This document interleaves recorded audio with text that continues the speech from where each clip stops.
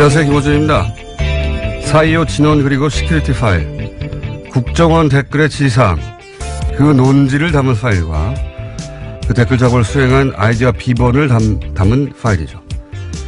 최근 대법원 법원행정처 컴퓨터에서 우병우 전 민정수석이 2심 유죄 판결에 큰 불만을 표시했고, 해당 파일이 대법원 판결에 중대한 변수가 될 거라는 내용이 발견이 됐죠. 대법원은 이 파일의 증거 능력을 인정하지 않았고 결국 사건은 파기환송이 됐습니다. 우병우의 불만은 해결이 된 거죠.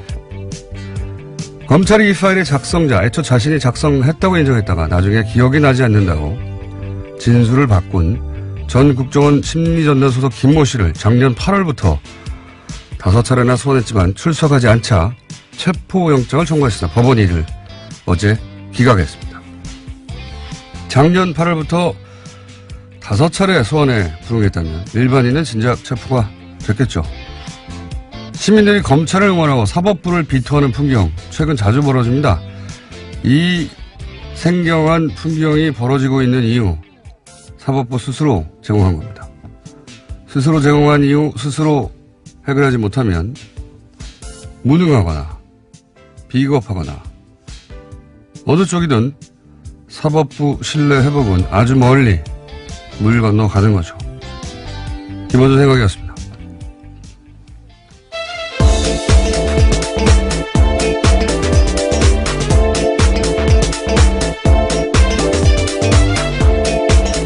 시사인의 김은지입니다.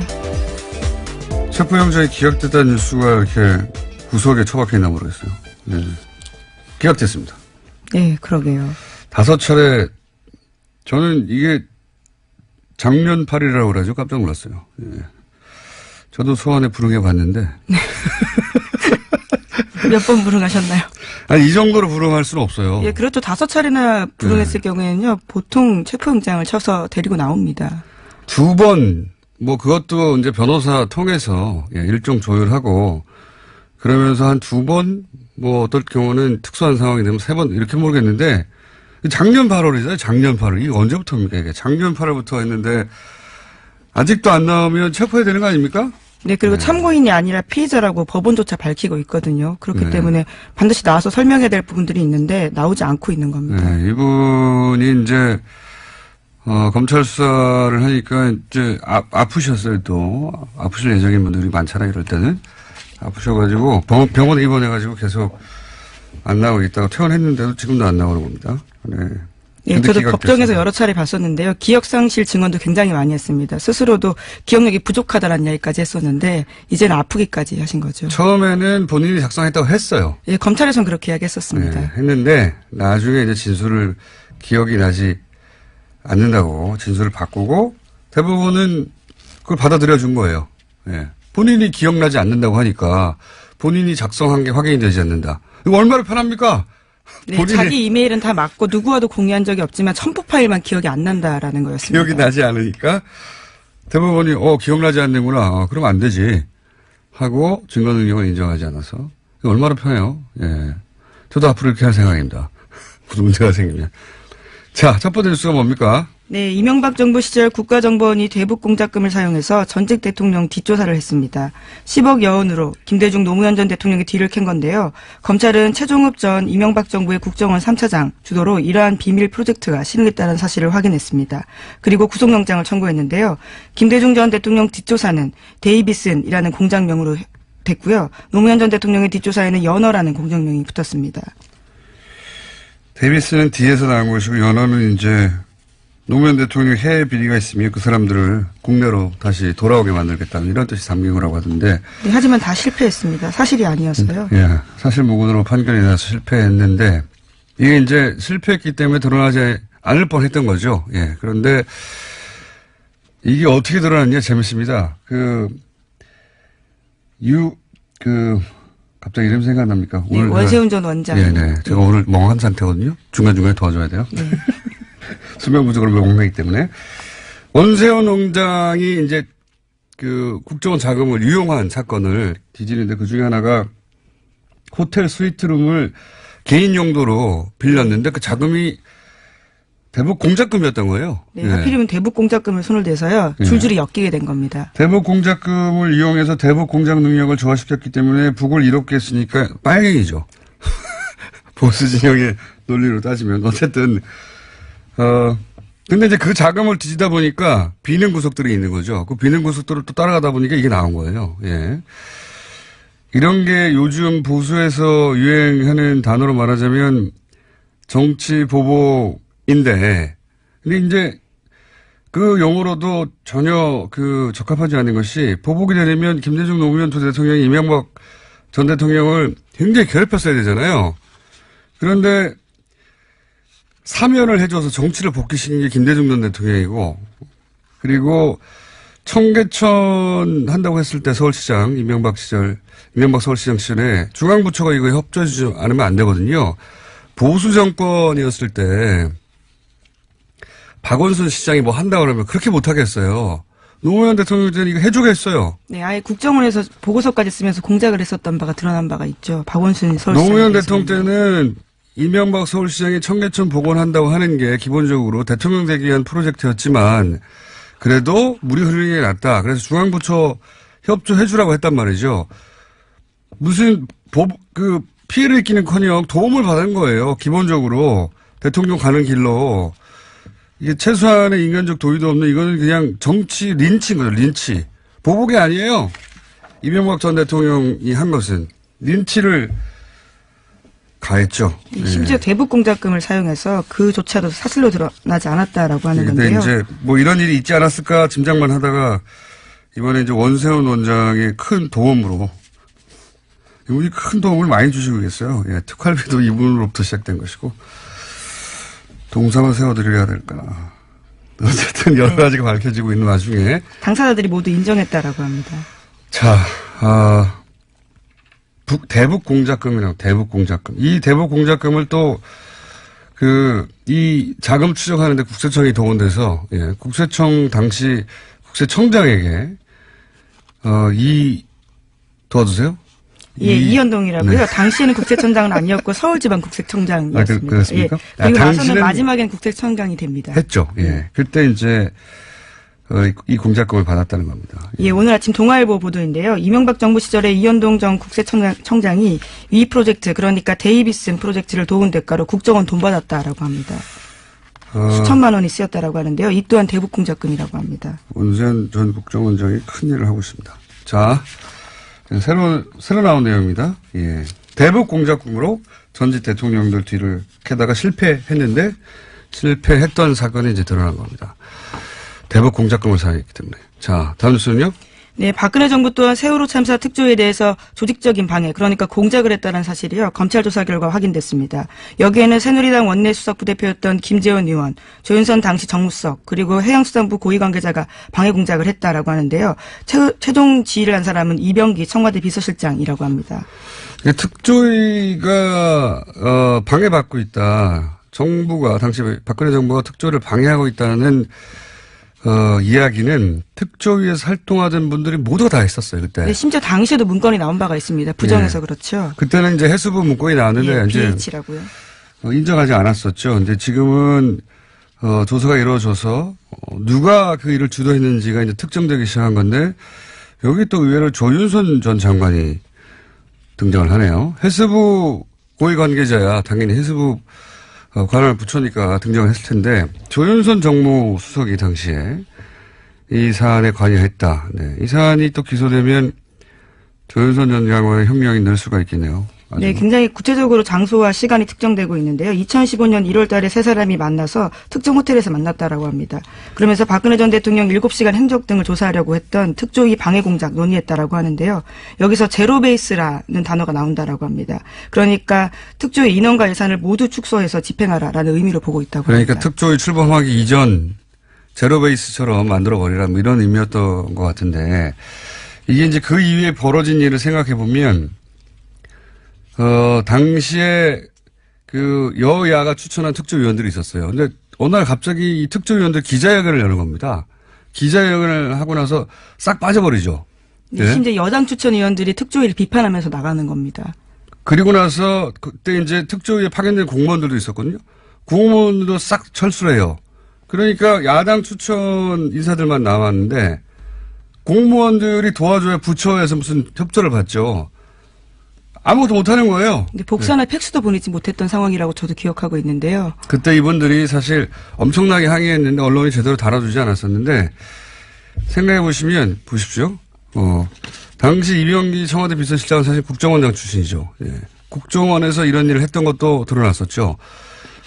이 공무를 공작처럼 한 거예요. 예. 자기들끼리 모여가지고 이렇게 싹 특조위 활동을 방해하자 한 다음에 여당이 당시 새누리당이 추천한 특조위원들한테 기자회견을 시켜줘. 시키면 합니다. 시키면 해요. 그리고 공무원 철수시키죠. 시키면 하는 겁니다. 다 이렇게 한 다음에 결국은 무력화해서 할 수 있는 두 손 들게 만든 거죠. 예. 예. 그거 알아야 합니다. 당시 이명박 박근혜 정부 시절에는 정권이 좋아하거나 싫어하는 일들은 공적 업무를 공작처럼 했어요. 자원외교 좋아하면 공작처럼 진행하고, 예. 예를 들어 세월호 특조위 싫어하면 공작처럼 방해하고.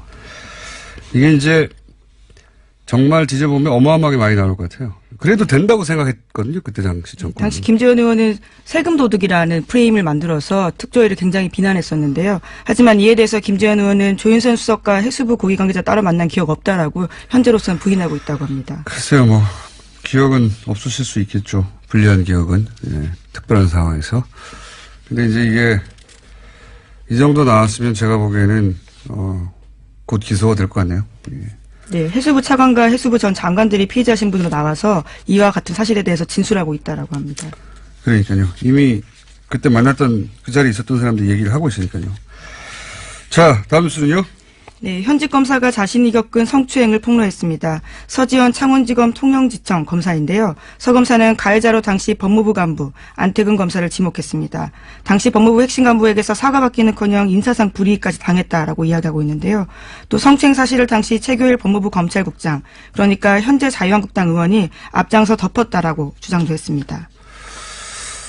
저는 이 서지현 검사 인터뷰는 우리 사회의 이제 보수성 그리고 현재 여성의 사회적 지위 혹은 검찰 조직이라는 특수성을 다 감안했을 때 개인적으로 굉장히 역사적 인터뷰라고 생각합니다. 네. 왜 역사적 인터뷰라고 아마 두고두고 이정표가 되는 인터뷰가 그런 인터뷰로 기록이 되지 않을까.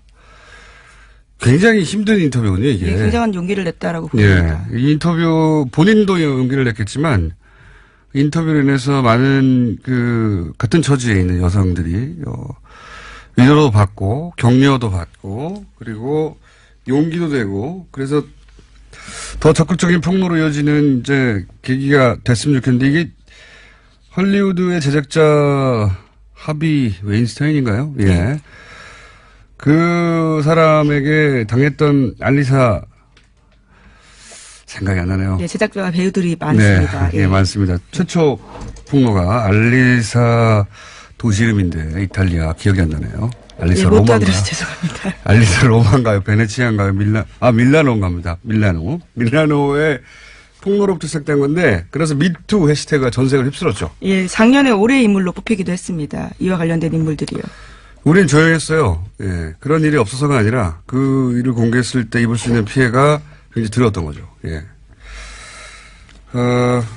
예, 꽃뱀 취급을 받는다. 이렇게 걱정을 했을 것이고 혹시 조직에 괜히 피해 평지 풍파를 일으키는 거 아닌가. 그러니까 스스로 자책하는 거죠. 스스로 자책하고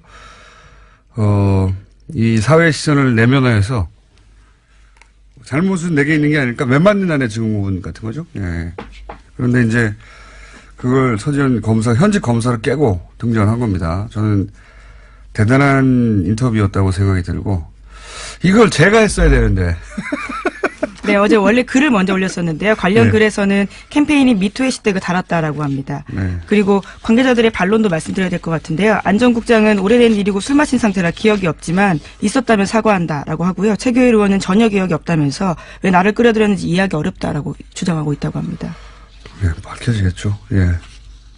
어쨌든 저는 서지현 검사 응원하고 제2, 제3회 서지현이 계속 나오기를 응원하고 이 인터뷰 자체가 이정표로 기록될 역사적인 인터뷰였다. 저는 그렇게 생각합니다.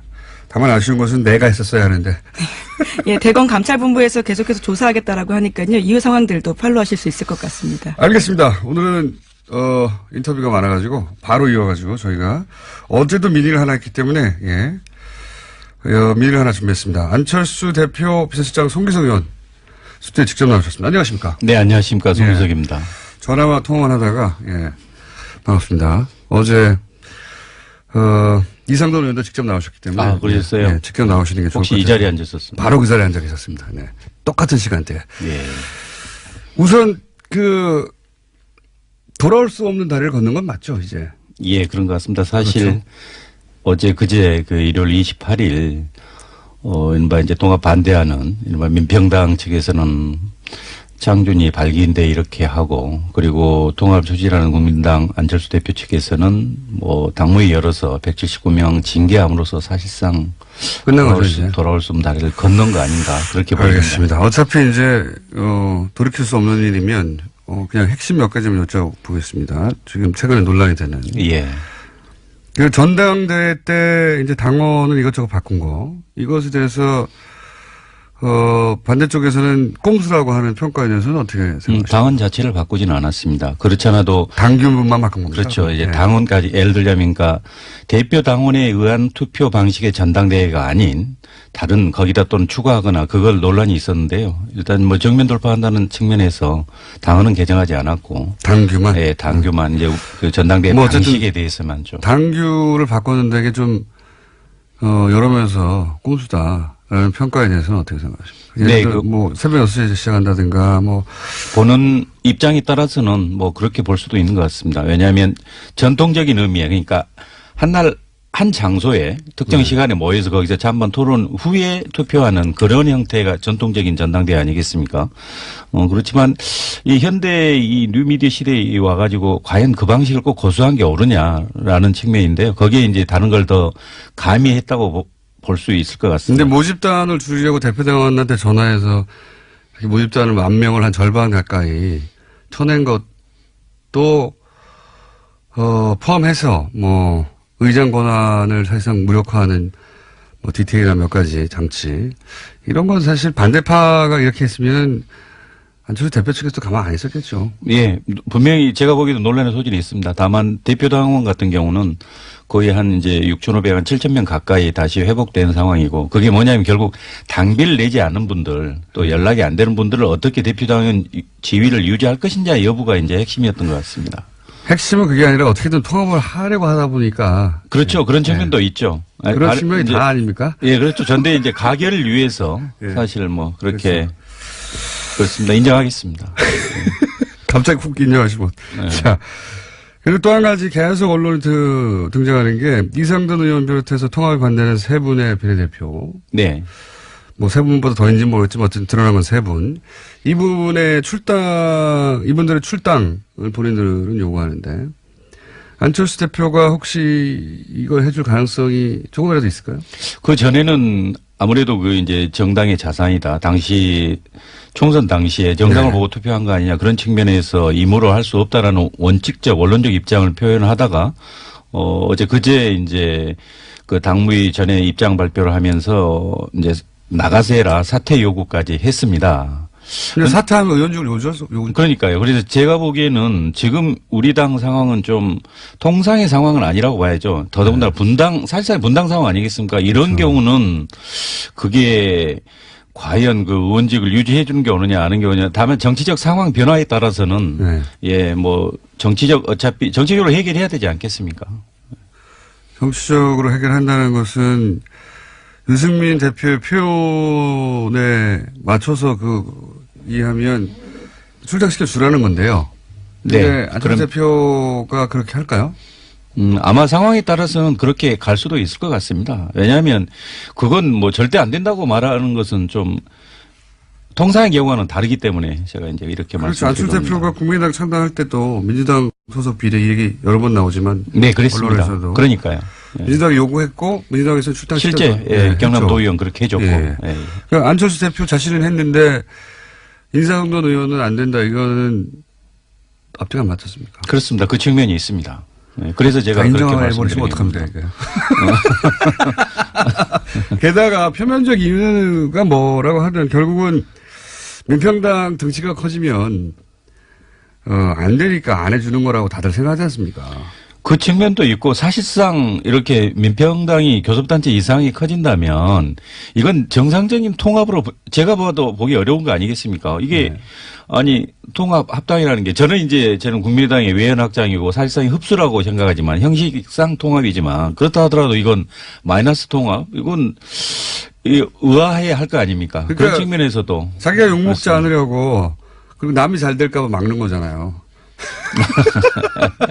아무튼 그런 측면보다는 최대한 함께 갈 수 있게 좀 설득하겠다. 이런 뭐. 측면이죠. 예, 뭐. 이것도 인정하셔야 될 것 같은데. 아니, 이게 명분이야 뭐 정치인들이 다 머리가 좋으니까 만들 수 있는데 결국은 저쪽 동네가 너무 커지고 내가 쪼그라들면 나는 욕먹고 저쪽은 잘 되니까 안 되는 거 아닙니까? 그렇죠. 기본적으로 뭐. 갑자기 또 인정하시고. 아니, 정치라는 게 이제 혼자 할 수 있는 건 아니고요. 최대한 뭐 세력을 함께 해야 되는 거니까. 예, 그런 욕심은 있지만. 하여튼 이것도 뭐, 더 이상의 답변은 본인이 결정하시는 게 아니니까. 예. 근데 만약에 본인이 대표라면 어떻게 하셨겠어요?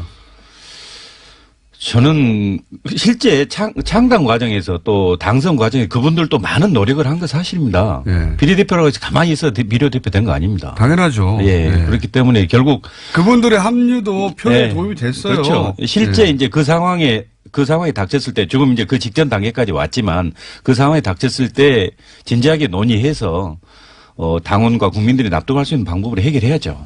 예. 본인이면 출당했겠다는 얘기네요. 네, 그렇습니다.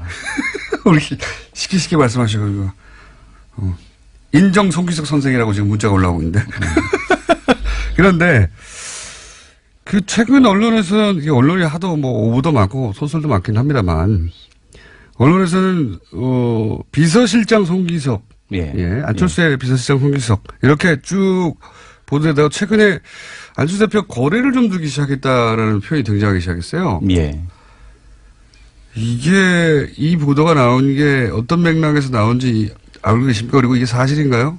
예, 아마 그 기본적인 입장이 이제 무조건 통합의 찬성파 아니냐라는 뭐 그런 시각에서 출발한 것 같은데요. 제가 개인 안철수의 비서실장이 아니고 국민의당 당대표의 비서실장 아니겠습니까? 국민의당이 바른 방향으로 가게 하는데 조언해야 되고 대표를 보좌해야 되는가 그런 측면에서 이제 보면 좀 제가 보기에도 좀 비합리적인 부분에 대해서 지적을 하고 그런 부분에 대해서 좀 무리수가 이게 있었죠. 아무튼 그 법률가 시각에서 봐서는 좀 지나친 부분이 분명히 있었습니다. 예. 판사 출신이시잖아요. 예, 그렇습니다. 좀 지나친 게 아니고 많이 지나치지 않았습니까? 무리수를 많이 두지 않습니까, 사실은? 어떻게든 통합을, 사실 정치적으로 이해갑니다.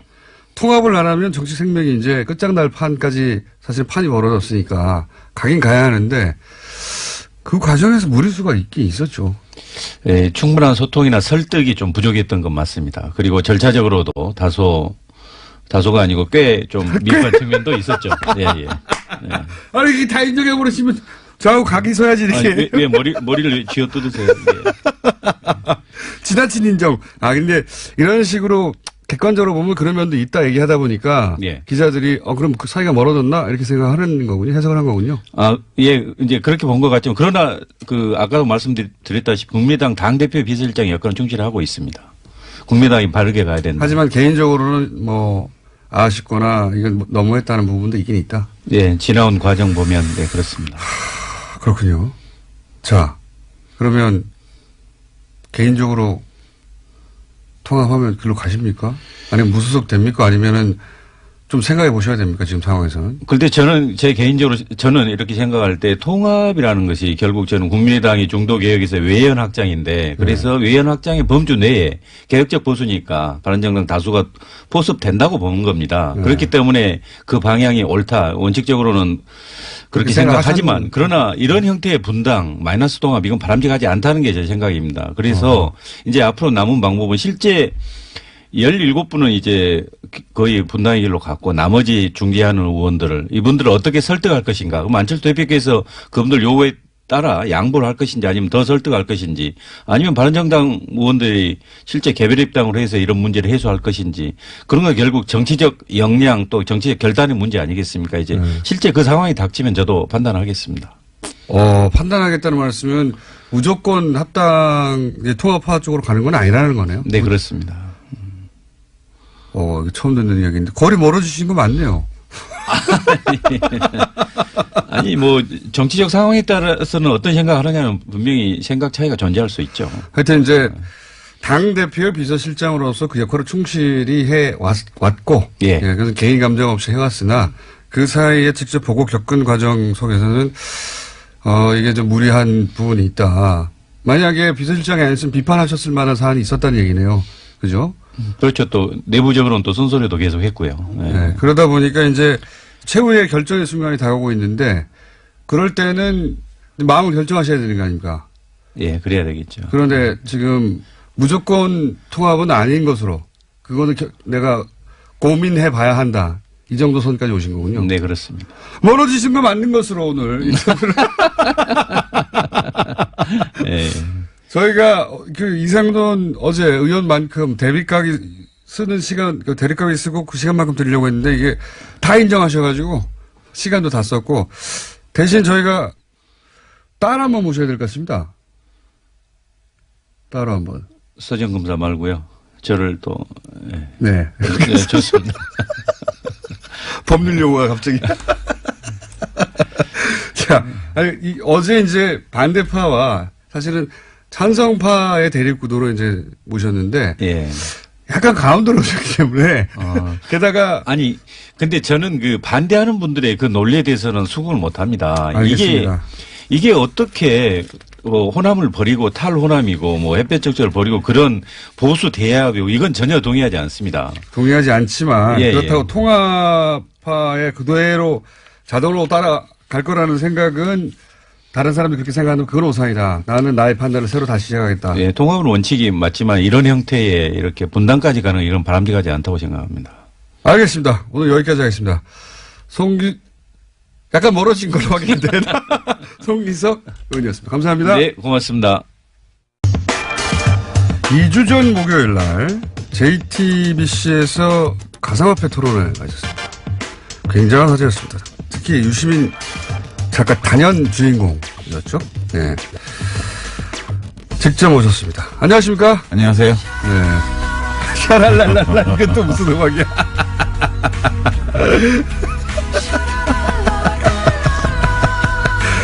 제가 이제 통화를 하다가 직접 만나고 좋네요. 빰빠레도 올려주고. 네. 오랜만에 뵈서 반갑고요.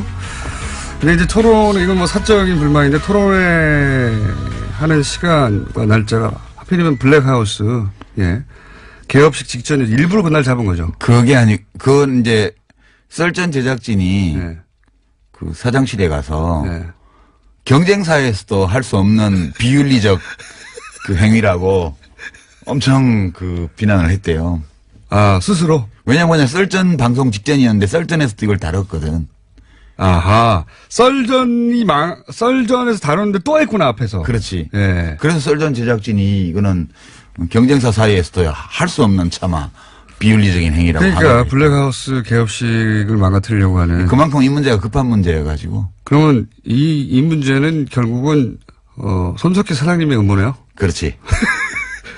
자, 원래 사실은 하고 싶은 이야기는 썰전이 다 풀기 때문에 유시민 작가는 이 섭외에 응하지 않았습니다. 예. 근데 오늘은 직접 스튜디오에 따로 출동을 해야 할 만큼 이 심각한 사태가 벌어졌다고 이제 판단하신 거죠. 뭔가. 그렇죠. 예. 썰전이나 JTBC 이외에 또 어딘가에 가서 이거 꼭 풀어야 되겠다 생각하신 거죠. 뉴스 공장밖에 없지. 그렇다고 봐야죠. 네. 자, 오늘 그래서 도대체 블록체인이 뭔지, 비트코인이 뭔지, 뭐 기타 등장하는 여러 가지 용어들이 있습니다. 분산 원장이라는 단어도 등장하고요. 뭐 영어도 막 등장해요. 예. 작업 증명 이런 거 등장하고 기사 읽다 보면 포기하게 돼요, 중간에. 이 문제가 근데 뭐냐면. 모든 기사의 뒤에는 거래소 광고가 붙어 있어요. 인터넷에 보면. 그렇죠. 네. 그 얘기 좀 이따 할 텐데. 요 기술적인 얘기를 조금 먼저 하고 넘어가야 되는 것이 보통 이제 이런 기사 읽다가 이런 본인이 직관적으로 단숨에 이해가지 않는 사항이 등장하면 이건 내가 모르는 영역이구나. 그렇지. 모르는 영역이기 때문에 내가 여기다 토를 달면 안 되고. 입 다물어야겠다. 그렇죠. 내가 뭘 잘 모르는 걸 거야. 이렇게 생각하게 되고 남들이 떠드는 것만 보게 된단 말이죠. 근데 사실 이 비트코인 혹은 뭐 블록체인 기술이라는 게 이제 유시민 작가가 이제 나왔으니까 이제 쉽게 예를 들어 설명하겠죠. 예, 못하면 퇴장이고요. 알고 보면 뭣도 아니야, 이거. 뭣도 아니야. 그래서 일단 이 2부에서는 이게 무슨 기술인가 얘기를 한번 풀어보려고 합니다. 자, 그래서 유시민 작가가 설명을 했는데 어려우면 제가 다 대신하고요.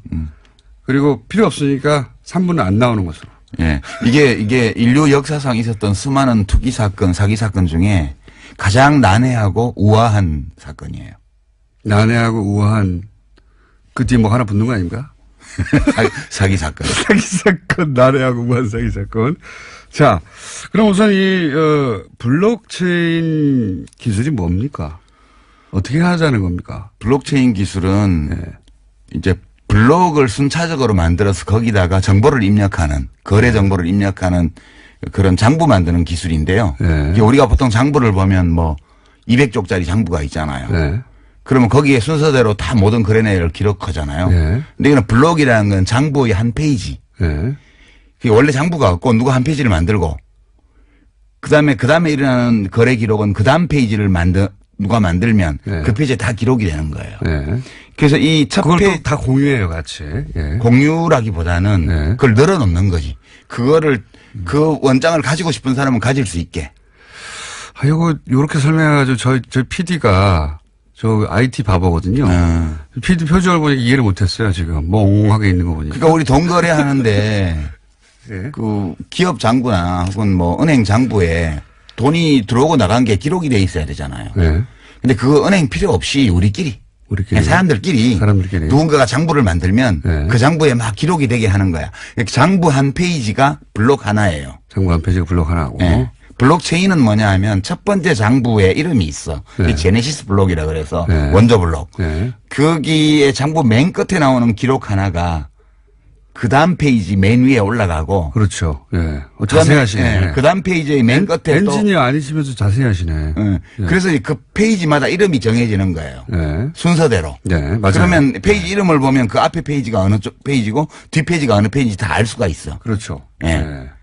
서로 그리고 어느 한 군데를 조작해가지고는 들키게 되죠. 그래서 비가역적이에요. 한번 장부가 작성되고 나면 변경을 못 해. 그래서 이 페이지 하나하나가 차례대로 이어지기 때문에 체인이라고 그러는 거예요. 요거는 실제 기술 원리에 굉장히 가깝게 설명을 하신 거예요. 근데 저희 PD 표정이 알아들은 척 하려고 하는데 못 알아들은 표정이거든요. 그러니까 기사에는 다 이렇게 나와요. 탈중앙화 시스템에서 안전하게 사용할 수 있는 디지털 원장의 기반 기술. 이렇게 표현해놔가지고 알아들을 수가 없는데. 일부러 그러는 것도 있어요. 못 알아들으라고. 일부러 그러는 이거 어마어마한 거다? 이거 대단한 거야? 너 모르지 이거 뭔지? 뭐 이러면서. 내가 시킨 대로 해야 돼. 그런 거. 근데 제가 또 한번 그러면 설명해 볼게요. 왜냐하면 저도 그런 방식으로 주변에 제가 또 나름 공돌이 출신이에요. 설명해 보려고 했더니 잘 못 알아듣더라고요. 잘 못 알아들어가지고 이제 야동 있지 않습니까? 야동을 예전에는 중앙에서 받았어요. 토렌트 같은 거예요. 그렇죠. 이게. 근데 최근에는 토렌트라는 게 등장했어요. 근데 이거는 뭐냐면 중앙에서 받는 게 아니라 사람들이 막 가지고 있는 거예요. 전 세계에. 그렇죠. 그 똑같은 야동을. 그걸 P2P라고 그러잖아요. 그렇죠. 근데 전 세계 예를 들어서 10,000명이 가지고 있으면 그 파일을 10,000개로 쪼개가지고 여러 사람한테 받는 겁니다. 그러니까 중앙이 없고 자기들끼리 주고받는데. 그렇죠. 자기 개인은 서버의 용량이 안 되니까 조금씩 나눠서 받는 거예요. 그렇죠. 그걸 토렌트라고 해요. 본질적으로 이거 똑같은 겁니다. 분산해서. 근데 이제 여기서 문제가 뭐가 생기냐. 이 파일을 받을 때 사람들은 이게 진짜인지 가짜인지를 몰라요. 야동인지 알고 받았더니 받고 보니까 검찰 함정 파일이야. 그럴 수도 있잖아요. 네, 그런 가능성은 없어요, 이거는. 그렇죠. 네. 요 문제를 이제 해결하고 싶었던 거예요. 그렇죠. 블록체인은 그러면 10명한테 파일을 나눠서 받는 거야. 똑같아. 뭐 10명이나 1,000명이나 10명이라고 합시다. 비유적으로. 근데 이걸 도대체 이 파일이 야동인 줄 어떻게 확인할 수 그러니까 있을까? 신뢰할 수 있도록 해준 거예요. 그렇죠. 어떻게 신뢰할 수 있도록. 그 머리를 굴리기 시작한 겁니다. 그러니까 사토시 나카모토라는 이름을 쓰는 익명의 공학자 또는 뭐 공학자 그룹이 2008년도에 논문을 하나 딱 냈는데 그거는 학술지에 낸 게 아니고 그래서 화이트 페이퍼라 그래서 그냥 인터넷에 띄운 거예요, 논문을. 네. 그리고 몇 달 후에 2009년 1월 초에 이 시스템을 론칭을 해요. 비트코인 시스템을. 네. 그러니까 이 시스템에 들어와서 접속하는 사람을 피어라고 그러고요. 네. 그러니까 피어들끼리, 그냥 컴퓨터들끼리, 또 노드라고도 하는데 이 사람들끼리 너무 잘하는데? 네. 이 사람들끼리 그냥 거래를 해요. 비트코인 하나 줘 뭐 줄게 이렇게 해서 거래를 하면 거래 기록이 생길 거 아니에요. 네. 근데 이 거래 기록을 장부에 기록을 해야 되는데 그렇죠. 최초의 이 사토시가 내려받은 최초의 제네시스 블록 네. 거기는 기록이 하나밖에 없어요. 이 받았다. 네. 비트코인 받았다. 네. 이거 채굴해가지고 네. 이 블록을 첫 번째 채굴이니까. 예, 블록을 만드는 걸 채굴이라 그래요. 아, 이것도 설명해야 되는데. 아니 채굴이라 그러는데 저희 PD가 이때까지 못 알아듣다가 본인이 못 알아듣는 거 표시를 내기 싫으니까 고개 끄덕끄덕해서 알아들은 척. 그러니까 우리가 이제 사람들이 그 시스템에 비트코인 시스템에 쫙 들어와서 네. 서로 막 거래를 해요. 네. 그럼 거래 정보가 기록이 되려면 장부 페이지가 만들어져야 하는데 그게 한 페이지가 한 블록이라 그랬잖아요. 네. 그게 10분마다 블록이 갱신돼요. 10분마다. 네. 그럼 새로운 블록을 만드는 놈은 장부를 만든 놈이잖아. 네. 얘한테 보상을 해줘야 돼. 그렇죠. 그게 처음에는 50비트코인을 줬어. 네. 블록 하나 장부 한 페이지를 만들면. 네. 그리고 이 장부에 앞으로 기록될 거래 내역이 생길 거 아니에요. 네. 그러면 그 거래 내역의 숫자에 따라서 또 수수료를 줬어요. 예. 그 수수료가 비트코인입니다, 사실. 그렇죠. 예. 수수료와 이해가 보상금을 다 모르네. 비트코인으로 준 거지. 예. 처음에는 보상금을 블록 하나에 50비트코인 줬다가 예. 21만 개 만들어질 때마다 반씩 줄여갖고 지금은 12개 반인가 줘요. 예. 지금 그동안 세월이 가서. 자, 요게 이제 기술 원리에 아주 부합한 설명입니다. 아주 부합한 설명인데 제가 야동으로 다시 한번 시도해 볼까요? 이 야동은 신뢰가 없잖아. 그게 야동을 어떻게 신뢰할까 고민한 거예요. 예를 들면 이거 받기 전에 내가 이게 틀림없이 야동이라는 걸 알아야 되잖아요. 네. 받는 과정에도. 그럼 어떻게 했느냐. 10명에다가 10문제를 풀게 한 겁니다. 다. 그 10명이 쫙 있다. 파일. 그렇게 설명하면 안 되고. 못 알아들으시는 표정이에요. 그러니까 이제 지금 이 비트코인 시스템이 모든 암호화폐의 이제 기본 형태인데 예. 이 사토시라는 자가 하여튼 사람인지 아닌지 모릅니다, 현재. 사토시라는 자가 이 집단이죠. 시스템을 설계를 했어요. 예. 근데 재밌는 게 사람들이 여기 들어와도 될 이유가 없는 거야. 그렇죠. 이거를 퍼블릭 블록체인이라는 이름을 붙여서 예. 퍼블릭 아니거든요. 우리가 보통 생각하는 퍼블릭은 공공재 예. 이걸 퍼블릭이라고 그러는데 이거는 퍼블릭하고 아무 상관이 없어요. 예. 그냥 오픈돼 있는 거죠. 사람들이 들어와야 되는데 안 들어올 이유가 없어. 그러니까 도토리 줄게. 예. 그래서 와서 없습니다. 열심히 이제 문제를 풀어서 예. 그 원장 장부를 만드는 놈한테 상을 주는 시스템을 만든 거예요. 그 상위 비트코인인데. 비트코인으로. 예. 그런데 이제 이 페이지 하나는 나도 말하고 싶어 죽겠네, 이거. 이게 뭐요? 손님이니까 해보세요. 페이지 하나는 용량이 1메가바이트예요. 그러니까 예. 블록 하나의 용량은 1메가바이트고 예. 이 1메가짜리를 계속 돌릴 수는 없으니까 헤더라는 걸 만들어서 예. 그 1메가바이트에 정보를 표시하는. 최대 거죠? 용량인 요 블록의 주요 정보를 딱 요약해서 80바이트로 헤더에 딱 저장을 해요. 색인 같은 거죠, 색인 같은 거. 네. 근데 우리가 보통 사람들이 쓰는 거는 그 180기가바이트 이상의 데이터를 다운받아야 되는 그 비트코인 시스템 전체를 다운 안 받아요. 그렇죠. 사람들은 대부분 헤더만 다운받아요. 예. 그래서 이거를 완전 노드라 그래서 완전히 다 비트코인 코어를 다운받아서 채굴하는 사람을 예. 완전 노드라 그러고 예. 이 거래를 위해서 지갑만 만들어서 맞습니다. 그 지급 검증 모드라 그래요. 그거를 헤더만 다운받는 거를. 예. 그러니까 이게 장부를 연속적으로 만들어 나가서 그걸 되돌릴 수 없게 만들어서 이 시스템에 들어온 사람은 서로를 신뢰할 수 있게 하는 거예요. 근데 이 장부를 만들려면 저희 PD 포기했어요, 얼굴이 보니까. 그래요? 아니, 이해하고 싶어 죽겠거든요, 자기도. 근데 이제 따라오다가, 아니, 난 안 되나 보다 하고 지금 그 표정이에요, 지금. 하여튼 그런 거예요. 그렇게 장부를 만드는 사람한테 상 주는 시스템이야. 제가 그러면, 왜냐면 이게 원리에 정확하게 부합되는 설명이 맞아요. 제가 알고 있는 바. 근데 제가 그 설명으로 설득시키나 이해시키는 사람이 별로 없어가지고. 아니, 그냥 이렇다는 거 알면 돼요. 그냥 별거 아니라는 거. 제가 이제 아주 쉬운, 원리에는 약간 벗어나지만 본질은 비슷한 겁니다. 예를 들어서 비밀번호가 하나 있어요. 비밀번호가. 이 비밀번호가 있는데 그걸 사진을 찍었어요. 사진을 찍어요. 그런데 그걸 퍼즐로 막 나눠요. 예. 그걸 만약에 10명이 보유해요. 비밀번호를 알려면 그 퍼즐 10개를 다 훔쳐야 되잖아요. 10사람으로부터. 그렇죠. 좀 어렵죠. 근데 이게 10만 조각, 100만 조각이 됐다고 생각해보면 100만 명한테 가가지고 어떻게 다 훔칩니까, 그거를. 불가능하죠. 예. 이렇게 분산을 시켜버린 겁니다. 이렇게만 이해하세요. 예. 그래도 돼요. 그건 좀 부적절한 설명. 부적절한 설명이죠. 부적절한 설명인데, 이렇게만, 우리 PD는 좋아하잖아요, 봐요. 우리 PD 수에 맞추면 그런 겁니다. 아니, 사실은 이게 신뢰성이 있는 거는 그 비유도 좋지만, 이제 뭐 문제를 풀어야지 돼요. 여기서 그렇죠. 뭘 하려면. 예. 그러니까 10분마다 원장이 만들어지는데 여기서 뭘 해야 되는데 얘네들이 암호화를 많이 해놔가지고 이런 거예요. 까만색 칠을 해놓고 이건 무슨 색깔 무슨 색깔을 몇 프로씩 섞은지 찾아내. 예. 처음에는 채굴이 쉬웠어. 왜냐면 이거 까만색이니까 빨강 노랑 파랑이야. 그러면 그래 너 잘했어 이러고 장부 한 페이지 만들어주고 50비트코인을 줬어요. 예. 근데 지금은 이게 2조배 어려워졌어. 처음보다. 그렇죠. 지금은 이 50가지 물감을 섞어서 한 색깔을 내놓고 이거를 몇 가지의 물감을 몇 %씩 섞어서 만들었는지 알아내면 상을 주는 거예요. 이게 블록을 주는 거예요. 비유하자면 그런 네, 거구나. 근데 이거를 이론적으로 규명할 수가 없고 다 해봐야 돼. 그래서 채굴업자들이 그래픽 카드를 써가지고 어마어마하게 돌리는 거예요. 자, 요게 이제 정확하게 기술에 부합한 설명이고요.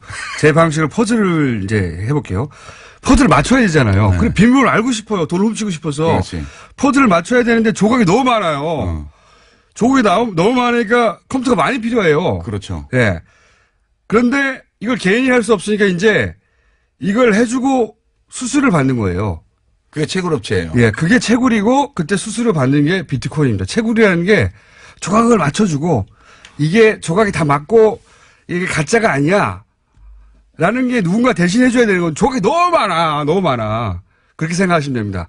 난 비밀번호를 알고 싶은데 이게 정확하게 기술에 부합되는 내용은 아니지만 본질이 그렇다는 거예요. 그걸 작업증명이라고 그래요.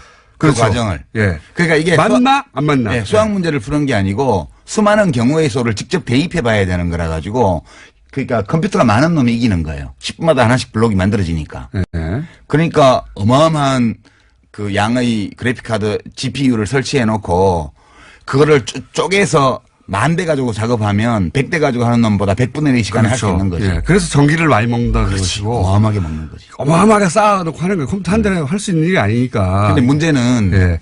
그거를 이제 해서 풀었네? 조각을 맞췄네? 그러면 잘했어 하고 수수료 하나 딱 주는 겁니다. 수수료 하는 게 아니라 블록 하나가 만들어지면서 네. 이제 문제는 그걸 비트코인이라고 하는 거죠. 난이도는 첫 번째 제네시스 블록하고 네. 50만 번째 블록을 비교를 하면 50만 번째 게 그 1조 8천억 배 어려워요. 난이도가. 숫자도 다 기억하면. 약 이분이 1조 진짜 8천억 배 어려운데 그러니까 채굴은 어려워지니까 비용이 많이 드는데 예. 비트코인 값이 안 올라가면 채굴이 안 돼요. 그러니까 채굴이 스톱되는 순간 이 시스템은 다 다운되는 거기 때문에 무슨 수를 쓰더라도 이 시스템을 돌리려면 값을 올려야 돼요. 그래서 사기꾼들이 이제 사기적인 방법으로 값을 올리는 거죠. 자, 여기까지는 저희 PD의 눈빛으로 봐. 한 3분의 1 정도를 이해하는 척하고 있어요. 이해하는 척하고 있고. 몰라도 돼. 별거 아니라는 것만 알면 돼. 하여튼 기술이라는 게 어렵게 들리지만 본질은 그렇게 어려운 게 아니다. 예. 근데 이제 원리에 맞게 설명하셨고 3부에서 그러면 이게 왜 문제인가?